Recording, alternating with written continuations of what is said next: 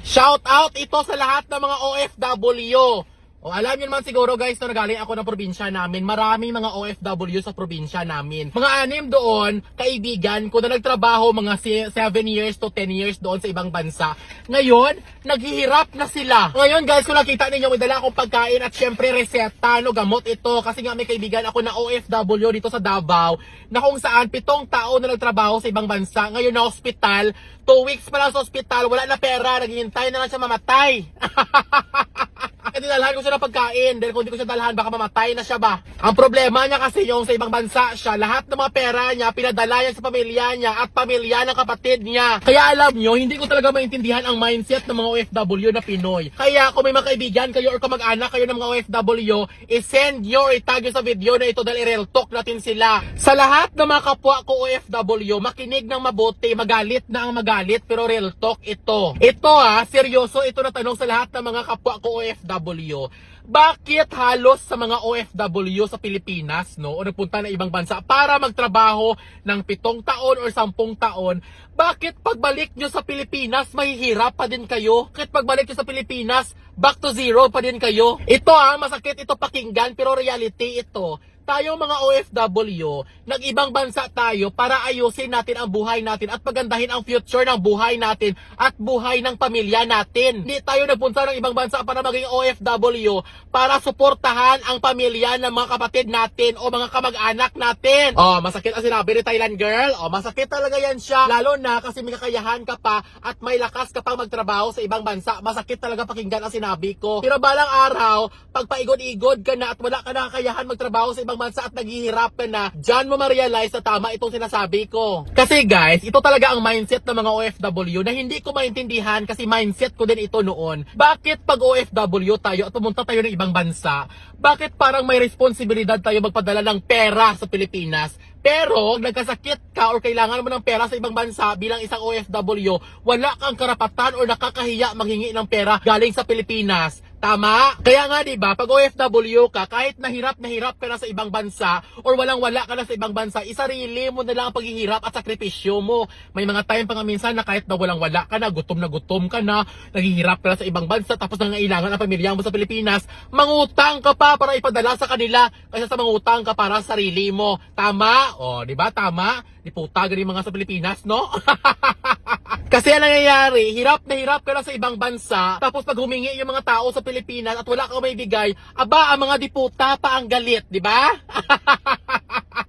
Kaya sa lahat ng mga kamag-anak at pamilya ng mga OFW dito sa Pilipinas, ito lang gusto kong sabihin sa inyo. Sa abroad, ang binabayaran doon, hindi tulad sa Pilipinas na bakar-bakar o posisyon-posisyon. Kung mataas ang posisyon mo, malaki ang sweldo mo. Sa ibang bansa, ang binabayaran doon, sakripisyo mo at energy mo. Mataas nga ang sweldo, pero doon, patayan din ang trabaho. Kaya kung humingi kayo sa mga OFW, dahan-dahan lang mga animal ka mo. Hindi na ako makahingi kayo, tapos hindi kayo bigyan kayo pagalit. Pangdapalon ta ka mo karon. At ikaw man na OFW, unahin mo ang sarili mo. Hindi na kaya sa pansarili mo, ipadala mo pa sa Pilipinas. Sarili mo lang kapital mo, dahil bakit forever ka na malakas? Ikaw ang pinakamamahal ng Diyos na forever ka bless? Dapalon ta ka mo. Ano tingin mo sarili mo dahil OFW ka forever ka i-shower sa blessing ni Lord? Ano tingin mo ikaw ba talaga ang itinakda na darna para tagapagtanggol ng mga naghihirap sa mundo? Dapalon ta karon para magising ka sa katotohanan. Hindi ikaw si Darna. Tao ka lang. Alam nyo, ang pagtulong sa pamilya ng mga OFW, maintindihan ko yan dahil family-oriented ako. Pero kung OFW ka at nagtrabaho ka at walang-wala ka na, tapos tulungan mo pa ang pamilya ng mga kapatid mo at pamilya ng mga kamag-anak mo, ito tandaan mo, hindi ikaw si Imelda Marcos. OFW ka, day! Para sa akin kung babawasan mo yung savings mo para sa sarili mo, para ipadala doon sa mga nanay at tatay mo at sa mga kapatid mo na nag-aaral, maintindihan ko yan. Maganda yan. Pero ang bawasan mo yung savings mo para ipadala sa pamilya ng mga kapatid mo, pamilya ng mga kamag-anak mo, ito lang tanong ko, kaano-ano ka ni Henry C?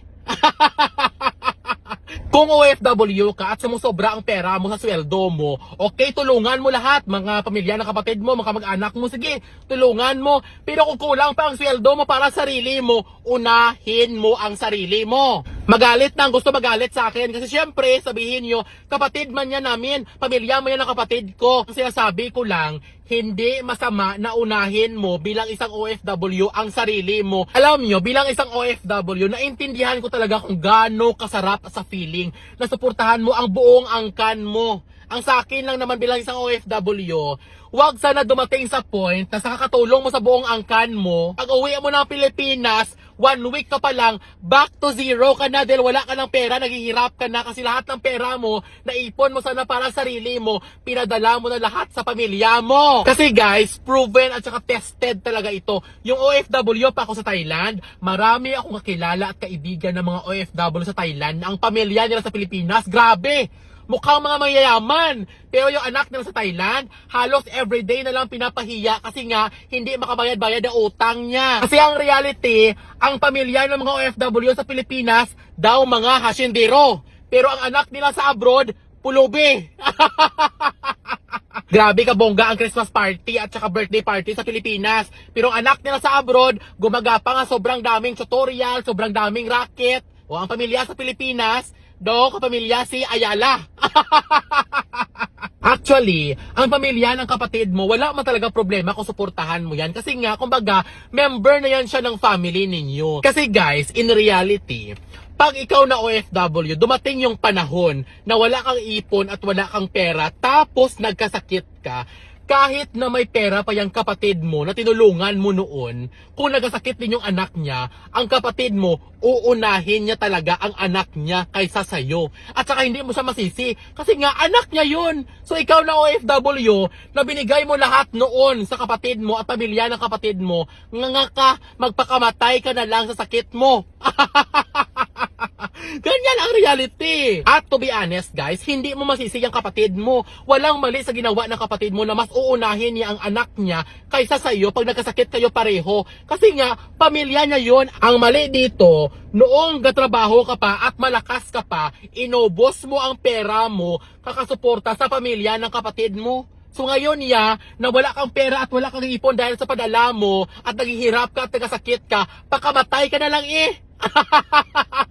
Ang gusto ko lang naman kasi iparating sa mga kapwa ko OFW is, ang pinaghirapan mo, isupport mo sa mga magulang mo at sa mga kapatid mo na nag-aaral dahil kailangan kanila. Tapos guys, pag-ipunan mo talaga ang sarili mo. Kung may sobra ka, suportahan mo ang pamilya ng kapatid mo, suportahan mo ang kamag-anak mo, go! Sa lahat ng mga OFW, ito ang dapat nating isipin. Na tayo na mga OFW na ilang taon nagtrabaho sa ibang bansa, kailangan ang goal natin, pag uwi natin ng Pilipinas, may savings tayo na kahit 1 year tayo hindi magtrabaho, pwede tayo mag-relax-relax at mabuhay tayo. Dahil tayo mga OFW, hindi talaga forever na malakas tayo at may maganda tayong opportunity sa buhay natin. Napakahirap talaga maging OFW sa ibang bansa. Kaya pag OFW ka, mag-ipon ka para sa sarili mo. Para pagdating yung panahon na pagod ka na, pwede kang umuwi sa Pilipinas at magpahinga. Hindi na katulad ng ibang OFW, pagod na nakakatrabaho sa ibang bansa, pero ayaw umuwi sa Pilipinas kasi walang ipon, naubos ang ipon nila kapadala